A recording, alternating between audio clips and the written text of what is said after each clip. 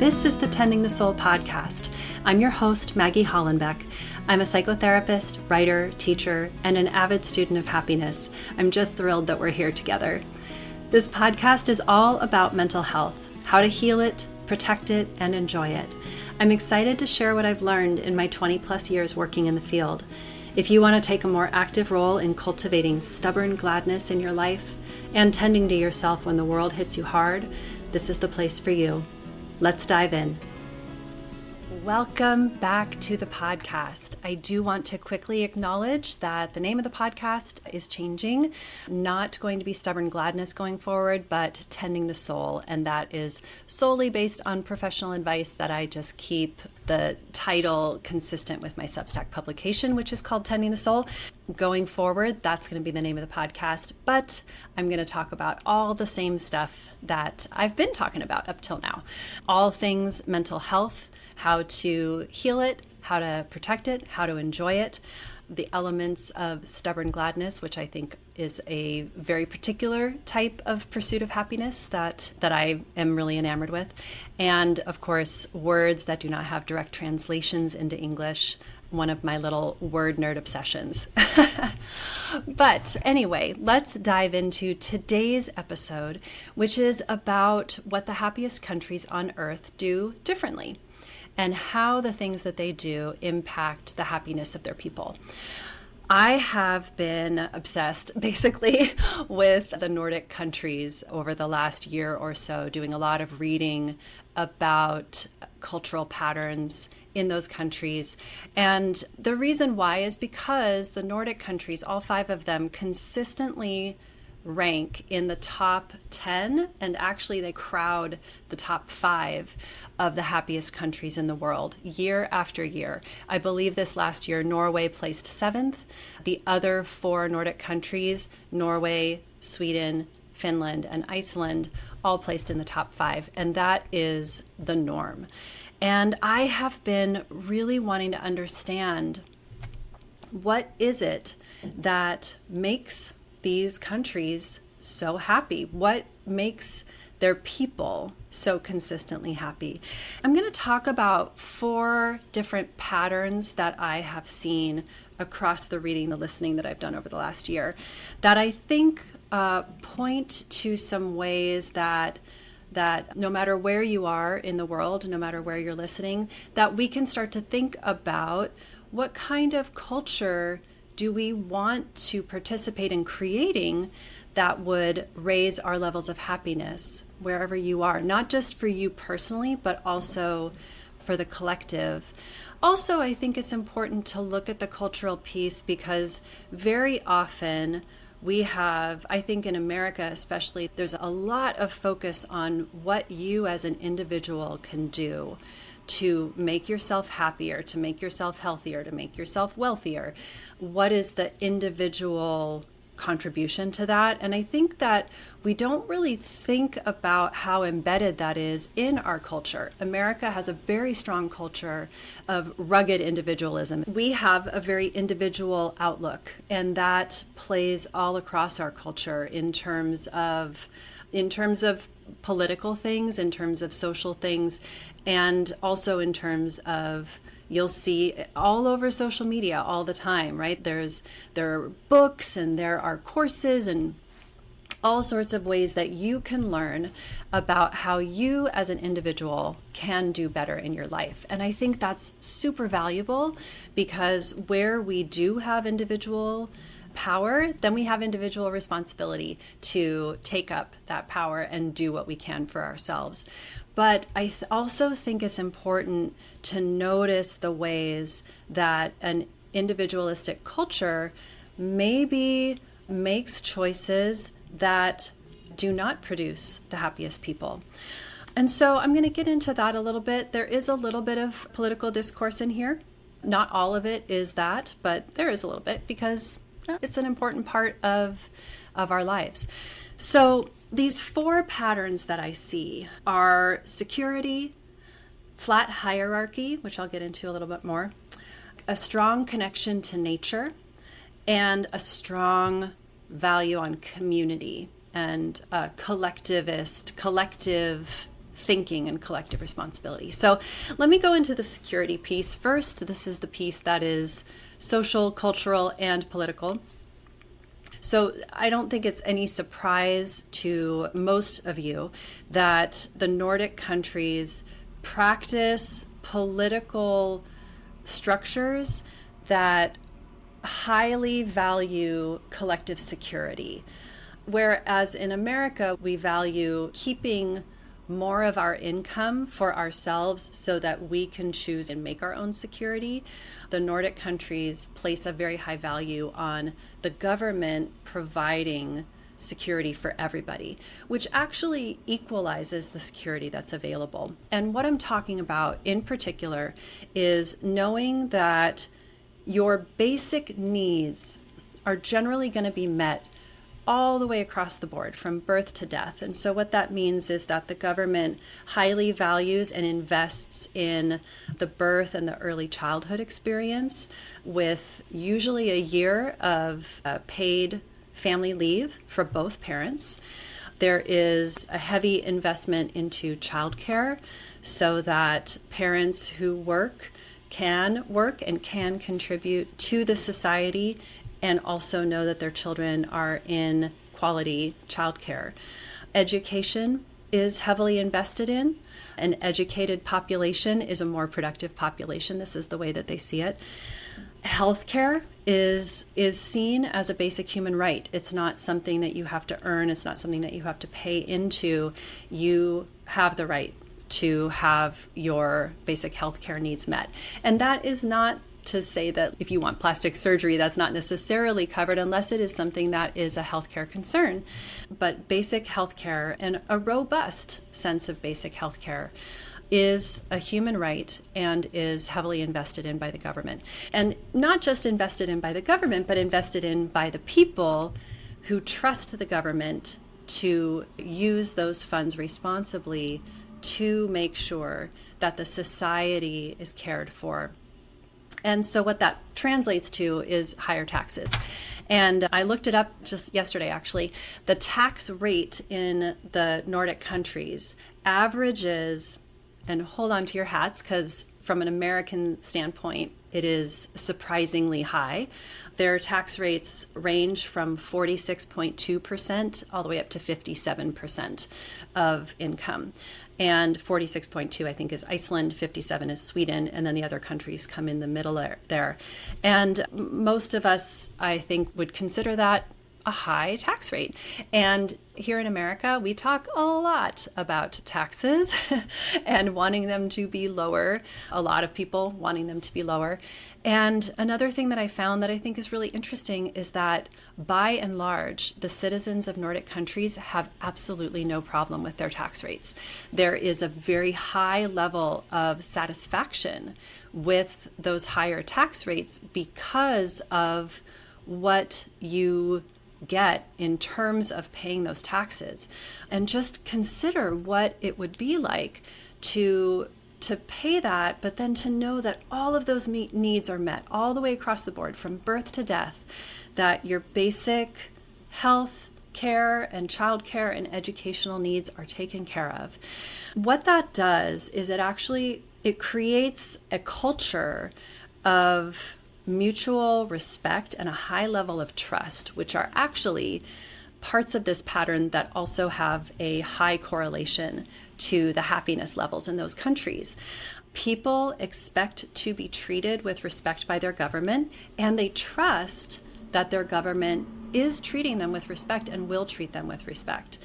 And that trickles down into the culture.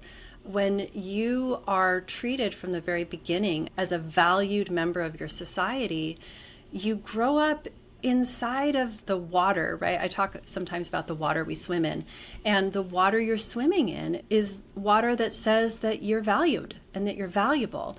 And what happens then is there tends to be a higher level of self-respect and self-worth in those Nordic countries. Also, of course, not across the board. There are people who struggle, but by and large, that happens. And that bleeds into issues like income equality. Income inequality is starting to grow in those countries. I'm really curious to dig into more of why that's happening more recently.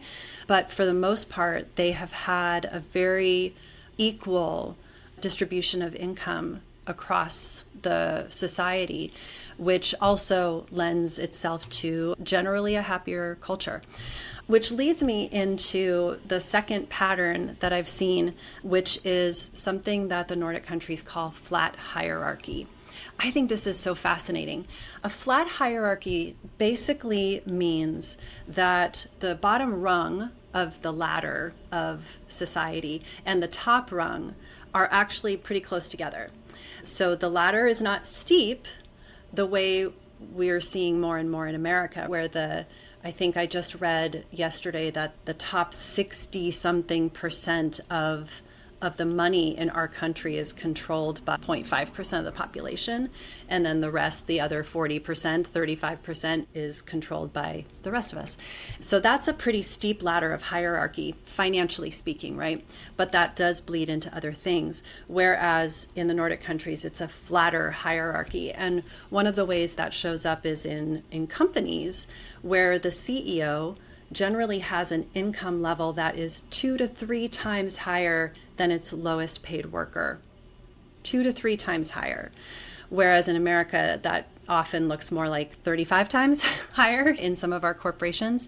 In a lot of our corporations, there's a steep hierarchy. And what that creates is a sense of like, where am I in the hierarchy? And what do I have to do to get above somebody else? And that breeds competition, which can be healthy competition, but can also turn into unhealthy competition and a sense of shoring up my self-worth by getting on top of somebody else. Whereas in a flat hierarchy, there is less need to prove your worth because you're already valued. You're valued at much the same level as anybody else that you are working for, even your boss and even your boss's boss. So that lends itself to, again, a sense of being valued no matter where you are. The flat hierarchy also shows up in education, where teachers are seen as pretty equal to their students. And not that they don't hold more knowledge, but that their perspective or their opinion holds the same value as their students. And students' insights are valued just as highly as the teachers. And teachers are often called by their first name. They don't have that hierarchical Mr. or Mrs. They're called by their first name, and there is this equality there. Another place that I've read that it shows up is in places in like restaurants where the servers, there's not a culture of having to scrape for tips or having to grovel for tips, or grovel is a strong word, but I used to work in the service industry. I'm an actor, and therefore I have been a waiter. And there is often a sense of having to put up with disrespectful behavior because maybe I'm not going to get my tip or I'm not going to get paid for my work appropriately if I speak up for myself. I'll put it that way. And that actually doesn't happen very much in the Nordic countries. So when we go over there and visit, we might feel that the service staff is maybe a little more cold or a little more dismissive than what we're used to. But actually, it just is the servers living inside of a culture where they are valued. And that's just the plain truth of it. There is a cultural concept in the Nordic countries called janteloven. It's almost like a folklore concept in those countries. It comes from a novel that was written by a Danish-Norwegian author in the 1930s, and the novel took place in a fictional town called Jante. And in that town, the people followed a specific set of rules, and everybody followed these rules. There were 10 of them, and I'm just going to name them out. This is Jante's law. Rule 1, you are not to think you are anything special. 2, you are not to think you are as good as us. 3, you are not to think you are smarter than us. 4, you're not to convince yourself that you are better than us. 5, you're not to think you know more than us. 6, you're not to think you are more important than us. 7, you're not to think you are good at anything. 8, you're not to laugh at us. 9, you're not to think anyone cares about you.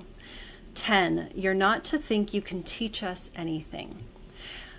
I think this is so fascinating because reading that with the American lens, really, that I have, being an American, being someone who lives in a steep hierarchical culture, I am quite disturbed by these laws when I read them. It sounds like those above stamping down those below. But when I think about these laws inside of the lens of a flat hierarchy, it becomes such a fascinating concept to me because the CEO is following the same laws as the mailroom person.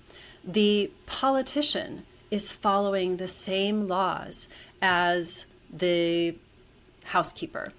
When I think about what it would be like to live in a culture where everybody followed Janteloven or something like it, when I think about someone like the president following these same laws, or when I think about the CEO of, let's talk about like Amazon or Tesla, right? Or Meta. When I think about those people living by this same credo as their lowest paid workers, right? The lowest people on the rung, I can completely understand why that flat hierarchy exists and why there is a sort of a humble self-respect that everybody seems to have just embedded in themselves in the Nordic countries. And that's an interesting concept all by itself, isn't it? Humble self-respect. I matter, I have value, and I don't have to be a big shot in order to prove that. I don't have to prove it, actually. And by being humble, I am actually expressing that I deeply know to be true that I have a place here. I find that really fascinating. And the fact that in the Nordic countries, there is a very high level of mutual respect for all different kinds of people, for all different walks of life. They are not having the same fights that we're having over here to simply be respected. Over here in America, of course, that's getting pretty dark with a lot of not only people of color, that's been going on for a very long time. All of it's been going on for a long time, actually. But people of color, women, queer people, immigrants, all having to really fight for the right to be respected and valued. That doesn't happen over in the Nordic countries. There's a very high level of respect for whoever you are and whoever you want to be, which of course leads to a happier people overall. So these two pieces are sociopolitical in nature, right? Because where there is a culture of respect and where there is a high value placed on every person's basic personhood, and the people are investing into that, using their individual tax dollars to fund a collective wellness, that leads to greater amounts of happiness. And I think over here, I think about the fights that we have over taxes, for instance. It's just one aspect. And I really can appreciate that given the water we swim in as Americans, that yes, we want every penny we can keep because we are paying for so much of our own basic personhood and wellness. Whereas I personally feel like if I was paying 50% of my income into a government where my health care was met, my education was met, where childcare was taken care of, I think that I would be happier with that security than I would be with the money. Just something that I think about quite a bit. Now, these other two pieces, these other two patterns have to do with how people spend their time and what they value. So The third pattern I see is a very high value on being close to nature and living a lot of your life very in sync with nature and in connection with nature. And they have a high value on spending time outside, on being in nature no matter the weather. That also, I think, creates a certain fortitude, a certain familiarity with discomfort and learning how to be with that. They have an adage in these Nordic countries where it can get very cold in the wintertime and dark, right? But they say there's no bad weather, only bad clothing, which speaks to their high value placed on being outdoors and spending time in nature no matter what the season. Being outside has all sorts of physiological and psychological benefits. The sunlight, the fresh air, the greenery, the sense of right-sizedness that we can get when we participate in the broader sense of nature. Borrowing a term from the Japanese, Shinrin-yoku, which translates to forest bathing, it's gotten a lot of press in the last 5-10 years as a practice that is very good for mental health. And I think that the Nordic people really understand that and make time for that and make sure that by and large, the people have access to natural spaces, even if they're in a city. I heard recently that there was a town in Sweden that tasked somebody with figuring out which parks to get rid of so that they could develop more housing.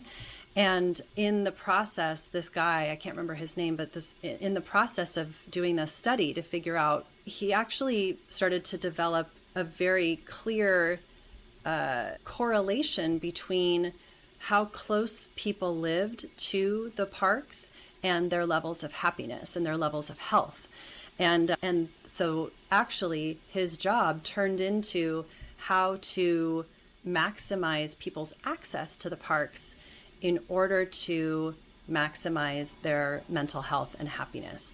There's a lot of seasonal celebrations and a real embedded understanding of the cyclical nature of the seasons in the Nordic countries. If you have a very dark winter and a very light summer, then just in general, you are going to be more aware of the seasons than maybe someone who's in a more temperate climate where there's maybe a few hours difference, but not 22 hours of sunlight versus 22 hours of darkness in the winter.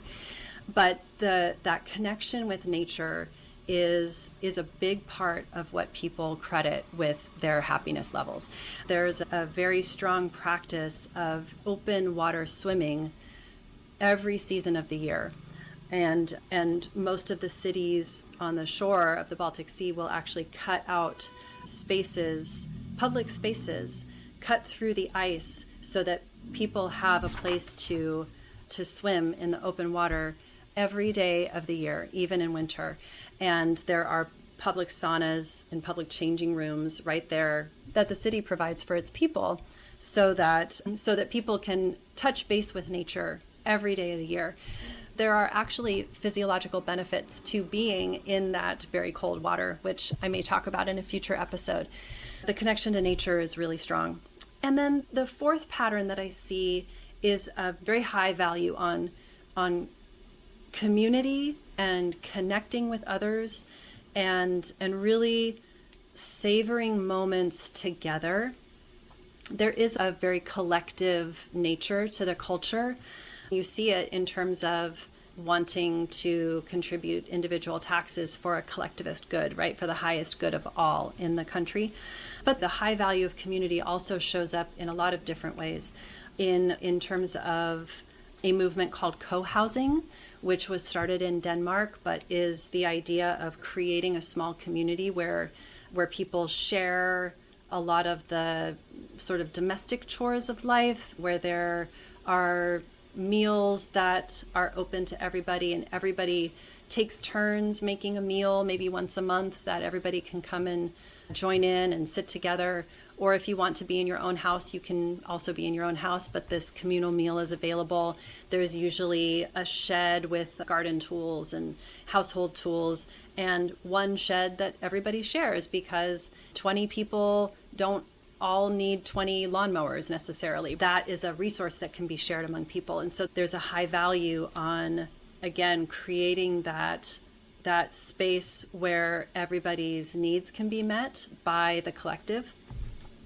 And it also, I think, takes place in just smaller ways as well. There is, in Sweden, there's a practice that's really core in the culture called fika, which basically means like a coffee and a cookie. But a fika is actually like a break from the productive work of the day, where people gather and spend time together talking about just something other than work. And so there are fika breaks all throughout the workday at the workplace, just a little bit of savoring this moment of downtime. And actually the studies show that honoring those periods of downtime actually makes people more productive overall during the day. And hygge, which is a concept that has become very popular all throughout the world, definitely here in America. Hygge is a Danish concept that it's a word that doesn't have a direct translation. I love that. And the best way that we can translate it is something along the lines of coziness and togetherness and comfort. And hygge really is a practice that people have in the winter time. During these really dark winters, they come together, they create cozy spaces with candles. Candlelight is big, with little cakes and pastries and coffee and maybe a campfire or things like that. And it's easy to mistake the aesthetic for the philosophy behind it, right? I love a hyggelic aesthetic. It's all over my house. And also there's a philosophy underneath it of we are pulling in together. We're pulling each other in to this cozy, comforting, shielded space, right? Shielded from the harsh winter, where we can share warmth and we can share togetherness. So hygge is a mindset as much as it is ambience. And they also have this tendency to make little celebrations all throughout the year that are just like little opportunities to come together and just have a little joy. They have different celebratory days throughout the year, like Crawfish Day, or I think there's one that is like Stuffed Donut Day or something like that, where they just have this opportunity to celebrate something, but it's really about the celebrating for the sake of celebration. They also have something called Little Saturday. I can't remember the Norwegian term. Little Saturday, which happens on Wednesday, but it's like an opportunity to just have a little bit of the weekend in the middle of the week. And that might be the day that you have a little chocolate with your lunch or have some little special treat. But there's this opportunity to celebrate and savor the little things in life. So these are the patterns that I see, all the way from the political to the personal to the communal, that really seem to go a long way toward making the Nordic people the happiest people on earth. I would love to hear what came up for you as you were listening to this. What are some ways that you would like to pull any of these ideas into your life? Are there ways that you might be thinking a little bit differently about hierarchies or about the idea of basic self-respect being a right, your time in nature, wanting to prioritize that more? I would love to hear what comes up for you in this. And I want to thank you so much for listening, and I will talk to you soon. Tending the Soul is produced by Maggie Hollenbeck, all rights reserved. Music is by Dimitro Kubalin from Pixabay. Thanks, Dimitro. Episodes will drop about twice a month, so if you like what you hear, you know what to do. Follow, subscribe, review, and share. You'll find more of my work at my home on Substack. Go to maggiehollenbeck.substack.com or click the link in the show notes. You can subscribe for free or choose a paid plan to become a part of my community with monthly care packages and live gatherings. Love that you stopped by, and I hope you'll make it a habit. Bye for now.